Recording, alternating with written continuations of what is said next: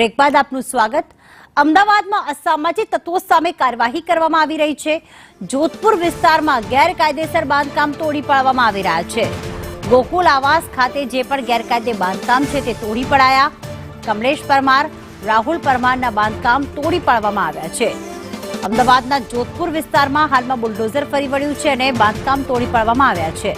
Police અને એએમસીની team કાર્યવાહી કરી રહી છે તો ગુનેગારો વિરુદ્ધ તંત્રએ બુલડોઝર ફરી વળ્યું છે।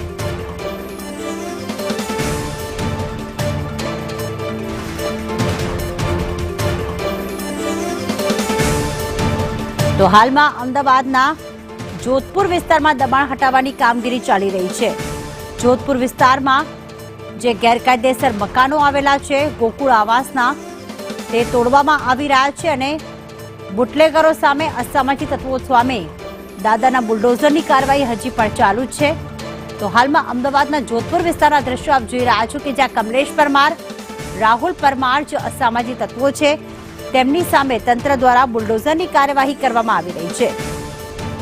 પોલીસ અને અમદાવાદ મ્યુનિસિપલ કોર્પોરેશનની ટીમ હાલમાં ત્યાં પહોંચી છે અને દબાણો તોડવાની કામગીરી કરવામાં આવી રહી છે। કમલેશ પરમાર, રાહુલ પરમારના બાંધકામ તોડી પાડવામાં આવ્યા છે તો ગુનેગાર વિશાલ પરમારના ગેરકાયદેસર બાંધકામ તોડવાની પણ કામગીરી કરવામાં આવી રહી છે।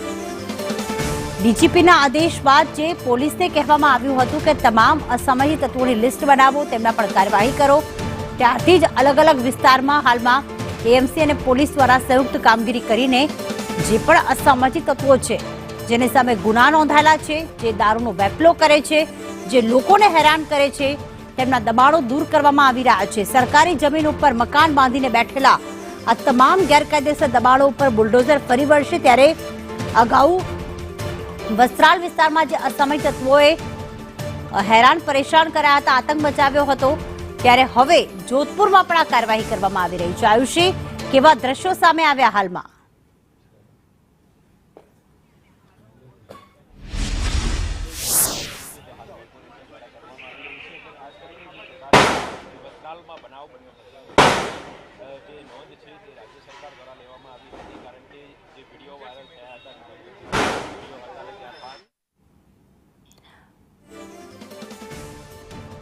તત્વો સામે પોલીસની લાલ આંખ છે તે હાલ જોવા મળી રહી છે। જે રીતે વસ્ત્રાલની ઘટના બાદ ગુનેગારોને જે ડિટેક્ટ કરવામાં આવ્યા અને તેમના ગેરકાયદે બાંધકામો ઉપર એએમસીનું બુલડોઝર જે છે તે ફરી વળ્યું છે, ત્યારે અત્યારે હાલ જોધપુર વિસ્તારમાં આવેલા જે ગેરકાયદે બાંધકામો છે, જે ગુનેગારો છે તેના ગેરકાયદે બાંધકામો ઉપર હાલ અમદાવાદ મ્યુનિસિપલ કોર્પોરેશન તવાઈ બોલાવી રહ્યું છે।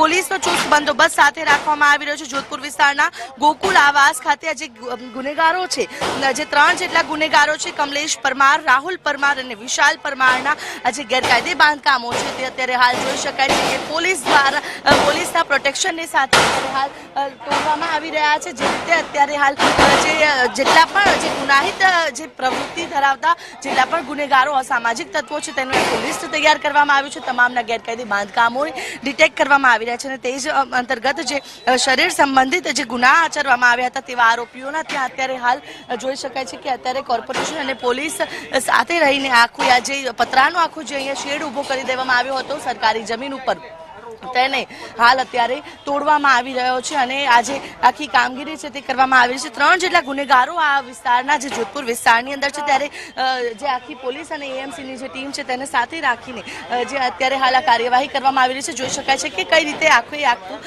ગેરકાયદે બાંધકામ છે તે અહીંયા જે અસામાજિક તત્વો દ્વારા ઊભું કરી દેવામાં આવ્યું હતું। જે આખી મિલકત છે વિદ્યા પરમારના નામની છે, જે આ કમલેશ પરમાર છે, રાહુલ પરમાર અને વિશાલ પરમાર, અત્યારે જોઈ શકાય છે કે કઈ રીતે આખું આ જે શેડ ઉભો કરીને અંદર જોઈ શકાય છે કે આ પ્રકારે જે ગેરકાયદે બાંધકામ છે તે કરી દેવામાં આવ્યું હતું ને હાલ અમદાવાદ મ્યુનિસિપલ કોર્પોરેશન દ્વારા આખો આને જે શેડ છે તેને હટાવી દેવામાં આવ્યો છે અને હવે જે ગેરકાયદે બાંધકામ છે તેને તોડી પાડવામાં આવશે।